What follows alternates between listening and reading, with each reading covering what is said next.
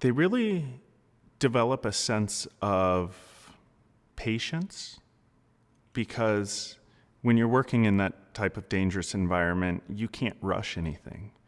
Rushing things leads to mistakes, doing the job twice, potentially an injury. So if they make a miscut on something, they've learned to measure twice and cut once. If they make a mistake and have to start their project all over, they won't make that mistake again. So I would say the adult lessons that they're learning in there are going to be collaboration, patience, seeing things through to the end, and being consistent in their application of their work.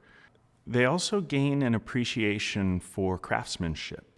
I think this age is a very pivotal moment in their lives where they have a desire for direction.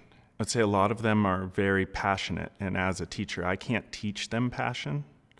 So this age is inspirational to me because they are so excited about life and new opportunities and the ability to do things that they wouldn't have anywhere else. And so that's what we really try and teach them in there, is that you are capable of anything.